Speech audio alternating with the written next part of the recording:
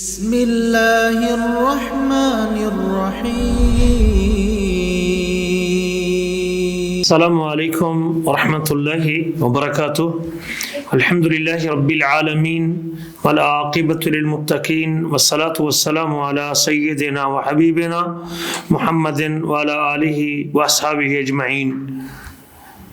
اما بعد فعن انس بن مالک رضی اللہ تعالی عنہ قال قال النبی صلی اللہ علیہ وسلم تصحروا فإن السحور برکہ، متفق علیہ۔ بخاری مسلم کی یہ حدیث جسے حضرت انس بن مالک روایت کرتے ہیں کہ رسول کریم صلی اللہ علیہ وسلم کا ارشاد گرامی ہے، سحری کرو بے شک سحری میں برکت ہے۔ پیارے نبی صلی اللہ علیہ وسلم نے اس حدیث میں سحری کرنے کی ترغیب دلائی ہے اور سحری کرنے کو برکت قرار دیا ہے۔ یہ امر مستحب امر ہے۔ سحور سین کی زبر کے ساتھ جو وقت سحری کھانا کھایا جاتا ہے اس کو سحور کہتے ہیں، اور سین کی پیش کے ساتھ سحری کرنے کے عمل کو سحور کہتے ہیں۔ اس سحری میں جو آدمی روزہ رکھتے وقت کرتا ہے دنیا اور آخرت کے دونوں فوائد موجود ہیں۔ رسول کریم صلی اللہ علیہ وسلم نے یہ حکم دیا ہے۔ آئیے ہم اس کے چند فوائد کے اوپر روشنی ڈالتے ہیں۔ یہ کیسے برکت ہے؟ اس کی برکت کی صورتوں میں سے سب سے پہلی صورت یہ ہے کہ سحری کرنے سے آدمی کا بدن طاقتور ہوتا ہے، جسمانی طور پہ اسے عبادت کرنے پہ قوت نصیب ہوتی ہے، اللہ کی اطاعت پر استعانت اور مدد ملتی ہے۔ دن بھر جب وہ باقی عبادات کرتا ہے، نمازیں پڑھتا ہے، تلاوت کرتا ہے اور ذکر کرتا ہے تو یقیناً اس کے اندر نشاط اور چستی ہوتی ہے جب وہ سحری کر کے اپنے روزے کو شروع کرتا ہے۔ لیکن اگر وہ بھوکا ہے اور اس نے بغیر کھائے پیے کے سحری کی ہے تو وہ سارا دن اپنے روز مرہ جو اس کا معمول ہے اس میں اسے کمزوری کا سامنا کرنا پڑتا ہے۔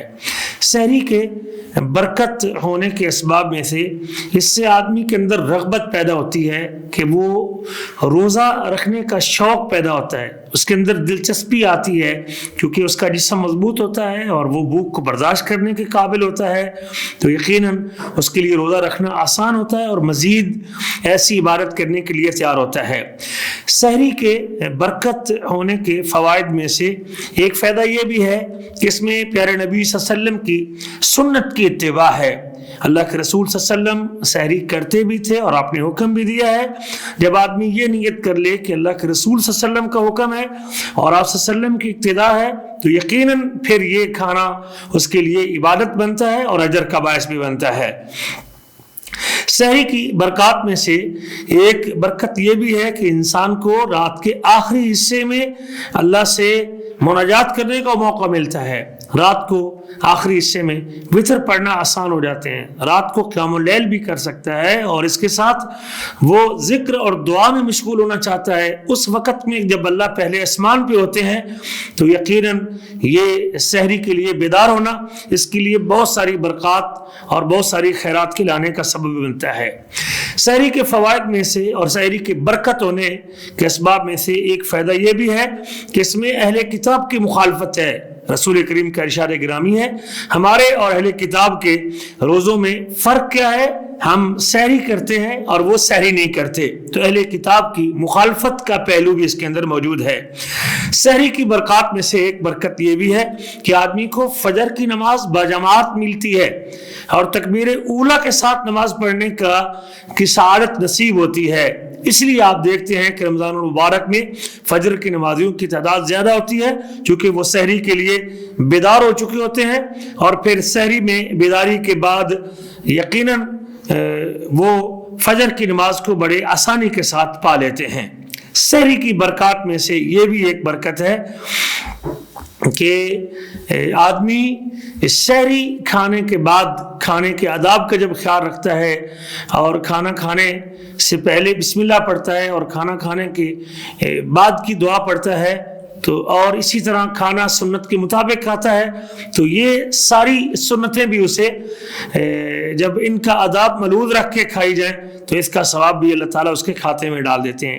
سحری، بہترین سحری، آپ فرماتے ہیں نعم سحور المؤمن التمر، مومن کی بہترین سحری کھجور ہے۔ ویسے تو پانی کے ساتھ اور کوئی بھی کھانے کی چیز سحری کے لیے استعمال ہو سکتی ہے، لیکن سب سے بہترین سحری پیارے نبی صلی اللہ علیہ وسلم نے کھجور کو قرار دیا ہے۔ اس میں آدمی کو ضیاء اور نہیں کرنا چاہیے، اسراف نہیں کرنا چاہیے، کھانا ضائع نہیں کرنا چاہیے، جس قدر اسے ضرورت ہو اتنا ہی کھانا کھانا چاہیے۔ زیادہ کھانا کھانے سے، ضرورت سے زیادہ کھانا، یہ اس کے لیے سستی اور کاہلی کا باعث بن سکتا ہے۔ اس لیے بعض لوگ سحری کھانے کے بعد فوری طور پہ سو جاتے ہیں اور ان کی فجر کی نماز بھی فوت ہو جاتی ہے۔